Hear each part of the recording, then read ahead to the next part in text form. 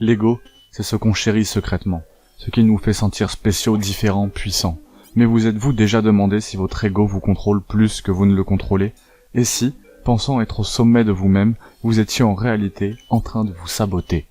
L'ego, ce n'est pas seulement l'orgueil ou la fierté. C'est cette illusion qui nous enferme dans des schémas de pensée qui nous empêchent d'évoluer. On pense que l'ego nous protège, qu'il nous rend plus forts, mais non. En réalité, il nous isole, il nous sépare du monde réel. Il nous enferme dans une forteresse où nous sommes seuls. On se croit invulnérable alors qu'on est en train de se perdre. L'ego nous fait préférer le mensonge à la vérité, le confort à la confrontation. Il nous pousse à éviter les critiques, à ignorer les conseils, à refuser les vérités douloureuses. Et c'est là que réside sa force destructrice. Ce qui est effrayant, c'est qu'il se cache sous toutes les excuses possibles. Je mérite plus que ça, je vaux mieux qu'eux.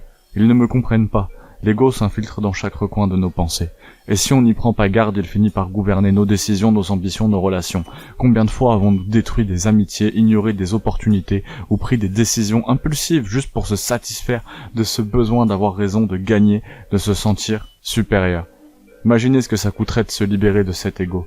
C'est effrayant, non? Accepter qu'on n'est pas toujours unique, qu'on n'a pas toutes les réponses, qu'on n'est pas au-dessus des autres. C'est là que la vraie liberté commence. Ce n'est pas de l'humilité, c'est une force bien plus profonde. Celle d'accepter ses erreurs, d'avouer qu'on est humain, de comprendre qu'on ne peut progresser qu'en lâchant ce masque. Parce que finalement, l'ego, c'est ce qui nous retient au sol. Ceux qui réussissent vraiment, ceux qui progressent, sont ceux qui ont l'audace de regarder leur ego en face et de l'écraser.